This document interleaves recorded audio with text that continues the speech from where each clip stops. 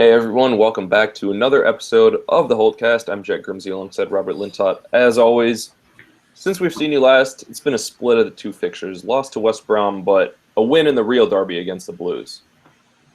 And it's tough to think that, God, I'm so torn because in reality, I want to say we won the derby that matters, but in reality, we lost the derby that really matters because of standings. Yeah, and because of points, the league table, that's really got to be the focus. Who cares if we win the League Cup, honestly? But then at the same time, if we lose to Birmingham City, just burn everything down. No. It had to be like West Brom last week when we put him twice in a week. Or last year, excuse me. Yeah. When we put him twice in a week, and you just had to have them both. Yeah, exactly. It was. I felt really weirdly about Tuesday's match against Birmingham City because it struck me as sort of a no-win. You know, if we lose, we've just lost to Birmingham City and we'll never hear the end of it. And if we win, we won a pretty much meaningless League Cup match. Yeah, it's going to be maybe like Liverpool this weekend against us. If they win, well, it was a meaningless win. If they lose, they get rid of Rodgers. But we're going to talk about that later. Yeah, I mean, like you're saying, especially for Sherwood, I mean, maybe there's some positives he can take away from Tuesday at least. Yeah, absolutely. Because if we start with Saturday's match against West Brom, there are no positives to be taken away from that thing.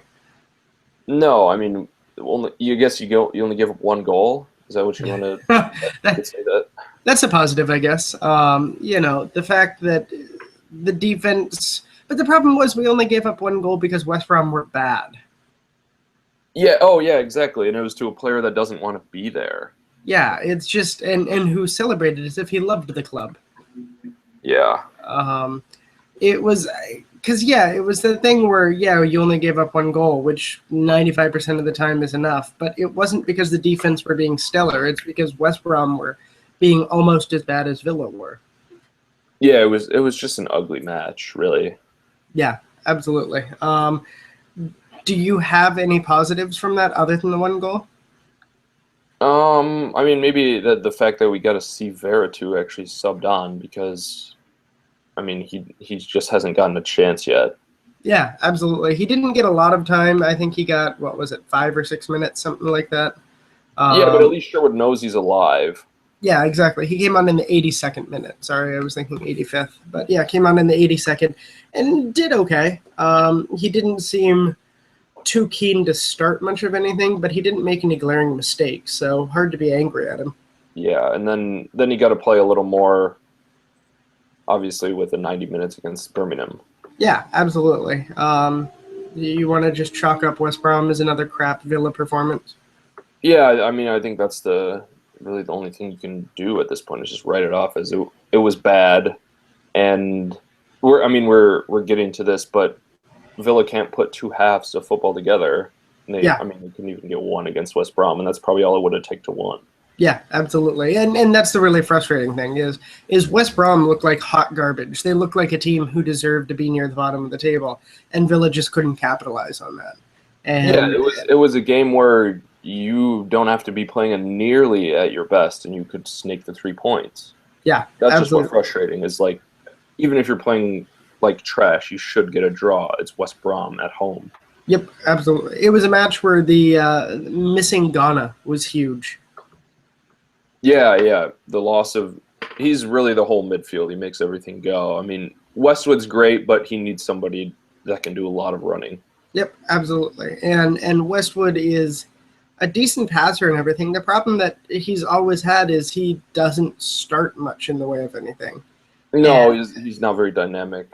And right now we kind of need someone to do that, and we need someone to really take charge in the midfield. He strikes me as if he's very, very comfortable playing a number 2 role in the midfield. And well, the thing is as well is if you have Idrissa Gana there, he's going to start running and he's going to pull people out of position, and then that's going to give Westwood the space to move as well. Exactly. Yeah, I just never feels like Westwood is comfortable captaining the midfield. But he's never really needed to do anything other than sit back because look at who's playing with in the past. Delph ran all over the place, and even Tom Cleverley could get things going. Yeah, absolutely. So it was a poor showing. We could have hoped for better, but that's all right. Birmingham, on the other hand, started off the same way, poor showing. The first 45 minutes were, again, pretty much junk. Yeah, I think they were the better team, honestly, the first 45 minutes. Yeah, absolutely agreed. I saw a lot of people saying on Twitter that it would be tough to say who was better. And it's like, no, that's BS. No, Birmingham were better. They definitely edged it. I mean, you can't say that they really deserved a goal out of it, but yeah. And a lot of people were saying that it looked like a championship match, and they were absolutely correct. It was physical. There really wasn't much happening. The defenses weren't, again, playing all that well. It was that neither attack could get going. Yeah, I mean, you see that a lot of times in derby matches, though. Maybe not just necessarily a championship match, though. Yeah, that's true. Although you'd like to see a higher quality of play, I guess. Villa once again bringing some passes together. I agree. Yeah, exactly. Villa once again sort of played down to the level of their opponent. Birmingham are a much better club this year than they have been in recent years, and they are, if you can abstract yourself from the fact that we all hate them, they're actually kind of an exciting club, but they're not great by any means. They're a good championship club right now, and Villa played down to that level again. Yeah, I think it wouldn't be a stretch to say that they could make a run for the promotion playoffs. Not necessarily they'll get there and they probably won't win it, but yeah, they play pretty good ball. Yeah, absolutely. Their manager has them playing some of their best football they've played in ages, which isn't saying a lot given how bad they've been lately. No, but I mean it's a step in the right direction for that club. Yeah, and that schedule they have to put up with in the championship is just brutal. Yeah, it's two fixtures a week, really. Yeah, basically, and it seems like 4 extra matches shouldn't be that much, but boy, does it clog that schedule. Yeah. So I mean, they're an interesting team. Unfortunately, we didn't get to see that. I was hoping, despite the fact that it was a derby, that we might actually see a good free-flowing match, something that was interesting rather than, something that looked more like the last League Cup match.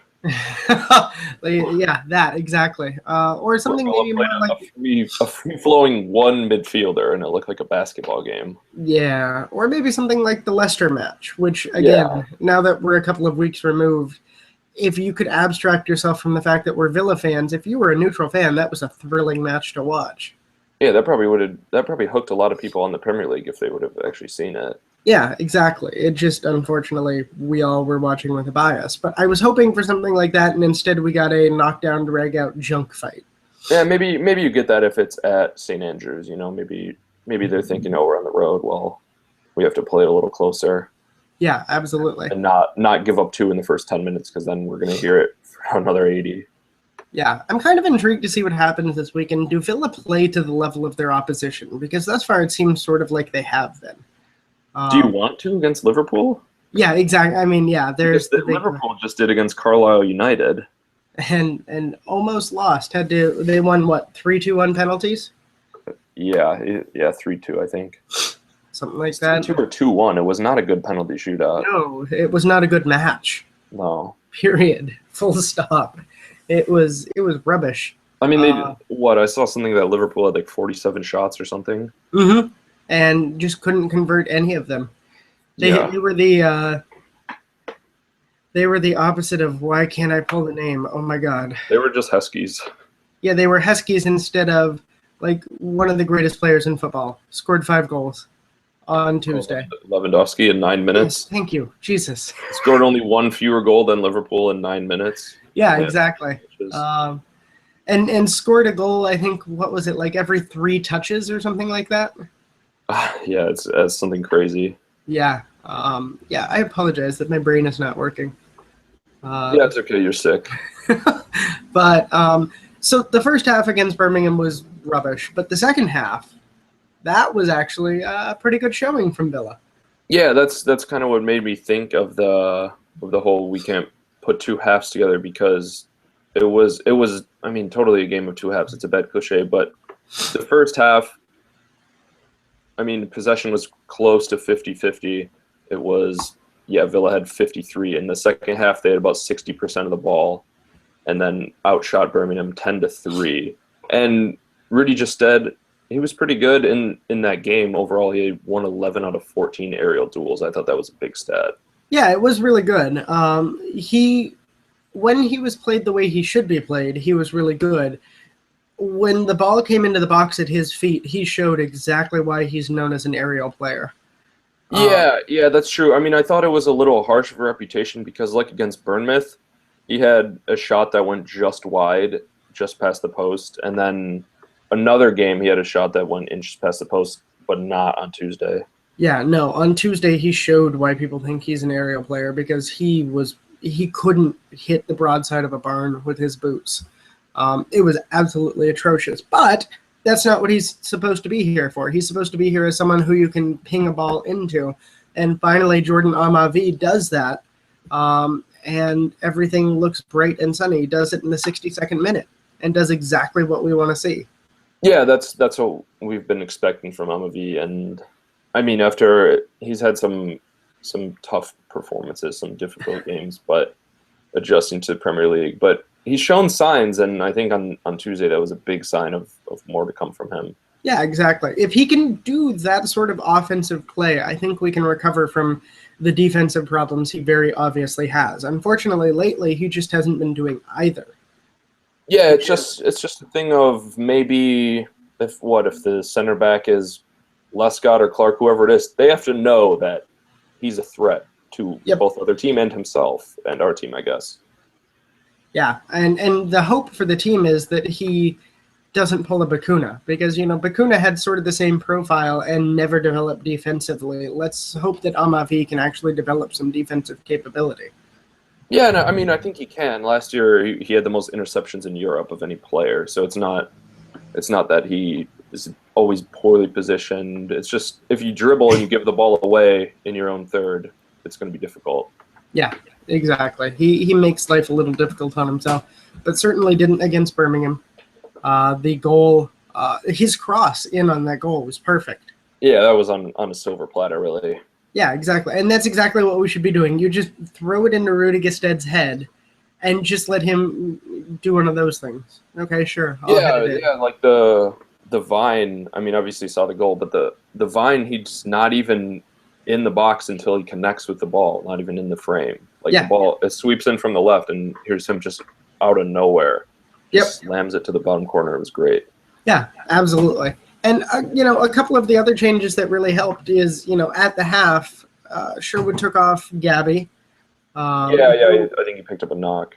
Yeah, and he wasn't looking terrible, but he wasn't helping a lot. So he took off Gabby, and he took off Lescott, which allowed Clark to move back to central midfield, where he should, and brought back Grealish. So he essentially swapped a defensive midfielder for a Jack Grealish. And Gabby. I mean, it was a derby. If there's one match you got to play Gabby, it's that. And he looked up for it, and for two matches in a row, he's looked pretty good. He was all right against Leicester. He had that assist. Yeah, that's right. Okay, so 3. I was right. 3 matches in a row. He's looked pretty good. He's removed a lot of complaints right now, but he wasn't working in this match, which is fine. No. Came on, and to hear Villa fans tell it, why haven't we been playing him all season? Yeah, I mean that's Villa fans. They hate him when he was on. He didn't get a fair shot. I don't think he was shafted into a wide role, and to be fair to the Villa fans ragging on him, he was perpetually offside. Yeah. And he has been bad this season in the opportunities that he's had, but he's also been played in positions where he shouldn't be. On Tuesday, he was sort of played. He got wide on either side, but he was sort of played and given a lot of freedom behind the main striker, behind Gestede, and that's exactly where he should be. And when given that opportunity, he performed brilliantly. Yeah, second striker, because what we started off was that 4-3-3, and when you brought Gabby off and then shifted Clark, like you said, back from defensive midfield to center back, because Lescott was really poor, I thought. And even though Clark had been booked, it made sense to keep him there. And, so you bring on Grealish, and he actually was playing on the right, and then you had, Sinclair on the left, and then Ayew kind of right behind Gestede. Yeah, absolutely. And right behind, and give him so much freedom to move around. It's exactly what he should be doing. Don't put him out on the wings because that really negates his ability to move. He looked naturally competent. He looked exactly Yeah, like he what we had just hoped. pulls defenders out of position. That's why you can't just only commit him to one wing, really. Yeah, absolutely. And he's confident making a run. He made a beautiful run at one point up to the baseline, and then just sort of moved his way in, getting himself into a high percentage position. It's Yeah, exactly yeah. what we wanted to see. And if Sherwood plays him like that, he's going to be a great player. Yeah, and that's the thing. I mean, there is still a learning curve for Sherwood, like the article that was on the Guardian that we had mentioned one of our Twitter questions. But yeah, Sherwood doesn't really know these players. He's only had him for a couple of months. Yeah. It always baffles the mind, and a lot of this I admit is armchair managing, but it always baffles the mind that pretty much everyone watching can see that, hey, that's where you should have been playing IU all along. And Sherwood didn't. And, theoretically, he's a much better footballing mind than we are. Yeah, but maybe Sherwood also realized, hey, this is where I should have been playing IU all along. You have to try him in a match there, I guess, really. Yeah, absolutely. Do you give him a start this weekend based on his performance against Birmingham? Yeah, I did. That's what I wrote in my tactical preview that's coming out today. Yeah, I like the idea of giving him a start. I also wouldn't mind the idea of seeing him as a 45th minute sub. Come on at half. Yeah, if Bring you in know fresh that legs and a fresh approach. if you can keep that pace up for 45 minutes, because maybe that's why it was so effective, is against tired legs, and he's really fresh. He knows he only has to go 45 minutes. We can literally sprint after everything. Yeah, absolutely. One negative from the Birmingham City match: Lieber Kozak doesn't even make the bench. What's this guy got to do? Yeah, I'm not sure. Maybe he has to injure Rudy, I guess, because I mean, Sherwood wants a big man. At this point, I would play Kozak above everyone. And at this point, according to the Birmingham Mail, Sherwood rates him behind everyone. Yeah, literally, even probably behind Hepburn Murphy. Yeah. So why? Any idea why Sherwood is so down on Kozak? No idea. I mean, I know he tried to sell him. The move to Celtic fell through partially because they didn't qualify for the Champions League, but I don't know. He had a good summer. I don't know what he's shown in training. I guess I'm not there, but He's been scoring in his U21 matches that he's been playing in. yeah, and I mean, yeah. granted, he's got to be one of the best players on that pitch, but I don't know what more you can ask of the guy. In the Europa League. Yeah, it's just I don't know what you can ask of him, and he's not getting a fair chance, and it's really frustrating. No, it's just incomprehensible because you don't know the reasons why. Because he scored for us in the Premier League before. Yep, absolutely. He's a natural scorer. He looked like fire in the preseason. Yeah.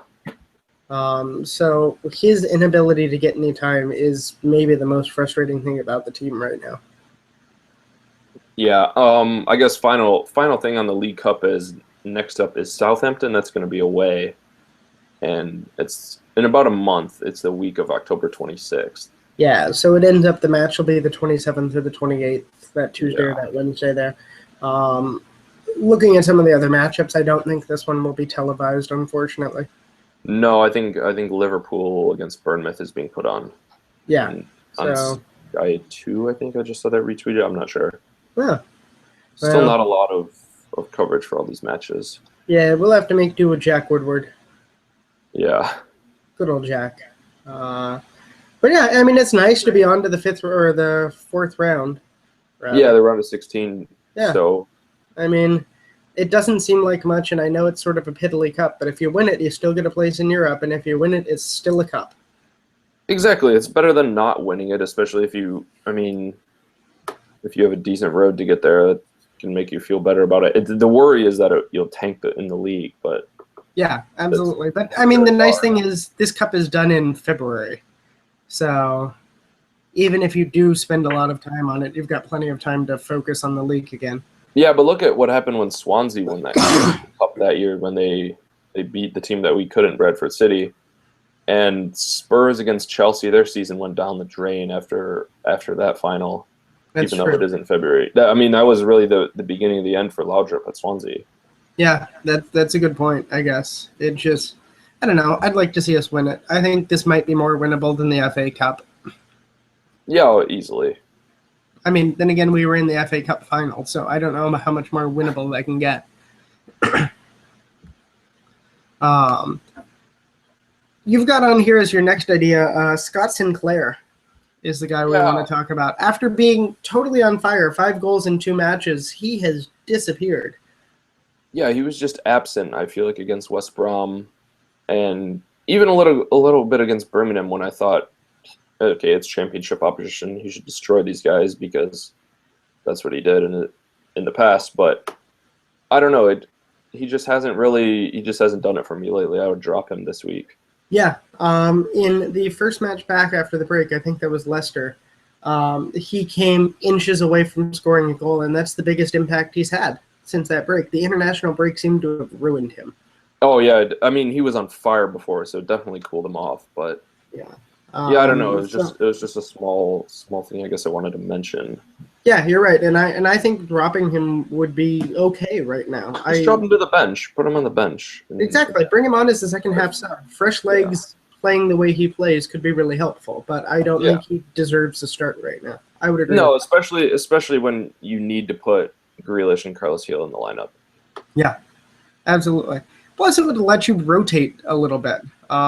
Get some other players in there. You've got a note on here that we've got 4 players who have played every Premier League minute this season. Yeah, Brad Guzan, Jordan Amavi, Ashley Westwood, and Micah Richards. So, I mean, it really is the backbone of the side, I guess, especially Guzan, Richards, Westwood, but even Amavi is by far the best option we have at left back. Yeah, absolutely. I mean, not playing Sinclair does not spell any of those 4. No. But, maybe a little bit of rotation wouldn't be terrible. Maybe in an easier match, do a Lescott-Clark pairing and give Richards a day off. Yeah, exactly. It's just unfortunate that Ilori is apparently not fit, and I think Okora still has about a month until he'll be fit. Yeah. Richards, I guess the opposite side of that coin is he's injury prone, so do you just play him until he gets his eventual knock? Yeah, just run him into the ground. And then because he's going to get a knock at some point, so get what you can out of him and let him rest after that knock. Yeah, I guess so. I don't know. And you can kind of see why he's so injury prone this year. The dude has no regard for his body and just throws himself into everything. Oh my God, when he slid into the post, that just looked so painful. God, I don't know how he was walking. I don't know how his back is still a thing. Yeah, absolutely. And and I appreciate the kind of play. I mean, that's exactly what you want to see out of your captain. It was 110%. It's great, but it's reckless. That. How did he get his body into a position to miss that chest in from the goal line? Oh God. Exactly. You have to just be going 100 miles an hour in every direction to be able to do that. Yeah, exactly. He needed to go 110% to get that goal, and he went 111. Yeah, just going too hard. Yeah, but that's a sin that's easily forgivable. Oh yeah. We got a few different questions on Twitter this week. A lot of them have to do with the Liverpool match, so we'll get to those towards the end here. But which ones do you want to start with? Yeah, we talked a little bit about the learning curve, which was that article on The Guardian that Mark Bannister 1874 FC sent us. It's just a little bit about how things are going to take time, and although Sherwood has made mistakes though. Yeah. I guess my only problem with Sherwood right now is the fact that I can forgive a lot of problems that he has. It's the stupid substitutions that are mind-boggling. He seems to have gotten it right against Birmingham City. It's just what's your assistant doing? That's what I don't understand is why do you have an assistant if he's going to do the same stuff? Yeah, absolutely. It's mind-boggling the way he uses his substitutions, and if he could fix that, I honestly feel as if this Villa team would instantly be better. I really feel like that's maybe the biggest thing holding us back right now. Yeah, we should have had at least 8 points then, if you're being conservative even. Make the right substitutions against Crystal Palace. Make the right substitutions against Leicester, against West Brom. Play these things correctly, and you're at least pulling out draws, if not wins, from these matches. Mm-hmm. I mean, there's still no excuse for that. You're up 2-0 at Leicester and you drop to 0 points. You lose the match. There's no excuse for that. Yeah. That's just crap substituting. Yeah. So, yeah, I think the learning curve is fair, but the substitutions, that shouldn't be a learning curve. You should get that quickly. He's not blameless for everything. Yep. I think the other ones were just for the Liverpool match. A couple of them had to deal with Rodgers and, of course, getting the axe potentially if they lose, both from Claire Villains and Mark Bannister again. But, yeah, do you think Rodgers is out the door if they lose? He could be. I think it depends on how they lose. If they lose by scoring 1 goal or 0 goals again, it might be the end for him. Because, what is it, across all competitions, they've scored something like 5 goals this year? Yes, 6 in 8 games, and it's like 0.7 per game or something, just really, really bad. Yeah, and they're sitting in 13th right now, and, that's after starting the season with 2 1-0 wins. And after that, they've looked miserable. They scored 1 goal against Man United and 1 goal against Norwich in a loss and a draw. And they got bombed by West Ham. That was really ugly. Yeah. It's really tough to have scored fewer goals than Villa. And Liverpool have done just that. Yeah, I mean, I don't know. You have to be trying to be that futile, I guess. I don't know. Yeah, they've got twice as many points as Villa and still have the same goal differential, thanks to their atrocious goal-scoring record. And so I think if they do that again in a loss, he might be gone. Yeah, I mean, I think so. And it's tough right now because Henderson's out, and he's got to be the best player they have. And then Benteke, of course. I was going to say, I would say Benteke is their best player, and he's out too. I mean, under Rodgers, Henderson has been their best, most consistent guy in midfield. I think Rodgers is definitely out if we manage to do to them what West Ham did. I don't think we will. For sure. But if we go to Anfield and beat them 3-0, I think Rodgers is gone. Yeah. And I think that cup match really, really weighing against him, getting taken to penalties by Carlisle United. Yeah, I mean that's a League 2 team. That's like going to extra time against Notts County or something. Yeah. Who would do such a thing? When you're supposed to be challenging for the Champions League. Yeah, exactly. And to be fair, when Villa went to extra time against Notts County, that lineup we ran out was bizarre. The 11 that Rodgers ran out against Carlisle yesterday wasn't maybe a first-choice Premier League 11, but it was an 11 that could play in the Premier League. Oh, for sure. And yet they just looked like junk against Carlisle. They couldn't find the back of the net to save their lives. Yeah.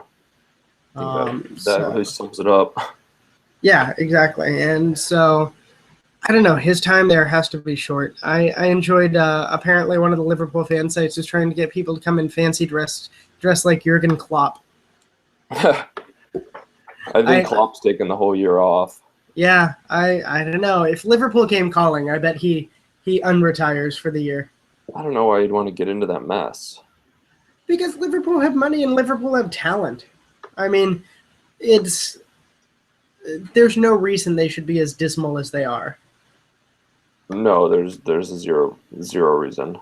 They've got the kind of money to shell out for a Benteke over the summer, for a Firmino over the summer. Selling it out on players like Markovic and then loaning him out after not giving him a chance the first year. Yeah, exactly. What are you doing? Yeah, or getting rid of Balotelli. Yeah. I honestly think that the ineffectiveness of Balotelli is more down to the way he was used than it is Balotelli. Or buying Balotelli. Or buying Balotelli, yeah, like that will solve our Luis Suarez problem. If you're going to use him like that, why did you get him? Exactly, and I have sort of the same question for them with Benteke too. I don't think they're using him well, and dude has to be wildly frustrated. No, just put the ball up in the air, and he can either head it in or do a crazy bicycle kick. Yeah, exactly. As you saw at Liverpool, come on. Yeah, exactly. So they've got 8 points. They've got that -3 goal differential. On Saturday, they will be without Christian Benteke. Yeah, and what do we have for us? Ghana's still going to be out? Ghana's going to be out. Adama will likely be out.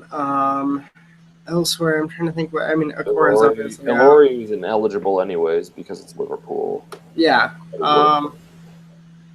Yeah, it's not terrible. I would imagine that Gabby is probably still out if he took a knock. Probably. It's one of those things that he's getting old enough, you just rest him. But it doesn't seem like we're that injury-plagued right now, although missing Ghana is huge, and missing Adama could tear apart Liverpool, I think. Yeah, especially a back three if he has to go against a wing back. Mm-hmm. And then, I don't know, he's just already down the wing. Yeah, he's fast, he's strong, he's a good dribbler. He's like a faster, not quite as good at finishing Christian Benteke, and Benteke always did wonderfully at Anfield. You just think of somebody just terrorizing the defense, and you could have thought, oh, maybe you could do it. Yeah. In the number 20 shirt as well. Yeah, exactly. It would have been nice to see there. But I don't know. One of the questions that we got, I believe it was from Mark Bannister, was, what are you happy with? No, I'm sorry. It was from Grassmad at Iden. What must we leave this match with?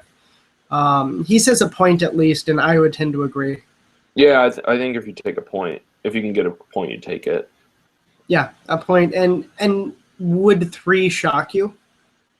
No, it wouldn't. But also losing something like 3-0 wouldn't shock me either, just because maybe they want Rodgers to stay. I don't know. Yeah, or alternatively, because does your team have trouble scoring goals? Well, play Aston Villa. We'll fix that right up for you. Yeah, exactly. Are you feeling confident about this match at all? I'm feeling confident that we'll at least score 1 or 2. Yeah, exactly. I think this is a match that sees us not look like total junk. So yeah, that would be a bonus, I think. Yeah, I guess I'll go with my prediction over 2.5 goals again. I think there will be goals in this one for both. Absolutely. Totally agree on that. Is there much else to say about this Liverpool match? No, I don't think so, other than Liverpool fans will probably actually maybe want us to win because then they could get Rodgers sacked. Yeah, I mean, that could be. But I think if Villa get an early goal, the crowd's going to totally turn against them. Yeah. The depressing thing is even a win won't get us above Liverpool. It would be nice if we could get ourselves above them. Yeah, but it's a start because this is a really, really tough stretch coming up. Yeah, I mean, there's this match, and then after this, we've got Stoke, I believe, right before the break. Stoke at home, yeah. Yeah, so at least that's a doable result. Yeah. Stoke have looked like junk this year. Yeah, but they always kill us at home. Yeah, it's true. That's the worry. And then you get yourself a nice international break, and then Chelsea, Swansea. Yeah, we need to get something here. 3 points would be outstanding. Yeah, 3 points would be ideal. I'd be happy with the point, but then again, I was against Leicester, and so, I don't know. It's just frustrating. So have you gotten the new FIFA game yet to sort of close things up here? Oh, yeah. Sorry, we did skip over this, but my roommate, actually, he got it for PS4, and I already got fired as Villa manager. So the first season, you get a massive transfer budget. It's like $33 million, and just already after everything we bought this summer. But anyways, they just wanted a mid-table finish. And the second season, they expected qualification for the Champions Cup, which is their version of the Champions League. And I finished 6th and got the axe. Wow, that's pretty damn harsh. Yeah, so I don't know. I don't know if that's the expectations. Sure, what's going to be on next year, or do you like the game? But yeah, it's pretty good. It really looks a lot more like you're watching a game on TV. And are Villa actually worth playing with? Maybe. I mean, they don't have anyone who's above an 80. Like losing Benteke really hurt, but yeah. Or I guess I don't know. I think Richards might be a 79, but definitely good in career mode, and that's better because there's these like training drills now, and you could train 5 players a week, or you could train Jack Grealish 5 times, which is what I just kept doing, and got him from a 72 to 81. Like, nice. Come on, like give me another year, and Grealish is gonna score 30 goals, and we will get to Europe. Like, I don't have a gaming console, so sadly I'm stuck playing FIFA on the iPad, and FIFA on the iPad is a junk experience. Well, new Football Manager comes out in November, so you'll have that.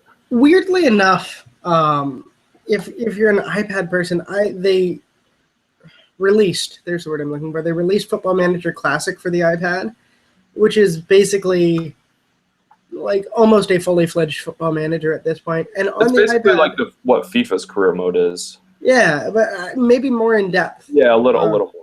Yeah, but it turns out on the iPad itself, I actually prefer Football Manager handheld. It's a little more simple. There's just too much going on in that little screen to be able to touch it and do things very well. So I actually prefer Football Manager handheld, and it doesn't give you as much control. But for $5 or whatever that game is, it is one of the most entertaining $5 I've ever spent. Yeah, for $5. Yeah, it's a pretty great game. This is a weird segue, but speaking of iPads, and you get those things on the App Store, which is related to the iTunes Music Store. I was literally about to use the same segue. Just want to send out thanks to Matt Jones, Frossum, and JDullWW for leaving us reviews on iTunes. We're up to 6 reviews now, or 6 ratings, 4 reviews. Please keep leaving those. We really appreciate it. It's nice to actually have that show up. It'll actually make us show up a little higher when you search for Aston Villa now. We'd like to be out there. We really appreciate you guys listening, and we'd like to have even more people listening. And while you're there, make sure you also click on Aston Villa Review and subscribe to them too. Because if you're listening to us and you're not listening to them, you're missing out on the other amazing Aston Villa podcasts. So give them a listen while you're there. But yeah, thank you to those 3 for leaving us reviews. And if you keep leaving reviews, we'll keep reading out your name so you can have your name in lights on the Holtcast. Yeah. And remember, we're still also on Stitcher Radio, Blog Talk Radio, and YouTube, of course, where some of you actually watch us. So I want to thank everyone for doing that. And Liverpool match, it's on Saturday. Saturday normal time, 3 p.m. England time, 10 a.m. Eastern, 7 a.m. West Coast. Yeah, so as always, we'll have the coverage for you on 7500holt.com and on Twitter at 7500holt. So for Robert Lintott, I'm Jack Grimsey. Thank you for watching another episode or listening to another episode of the Holtcast.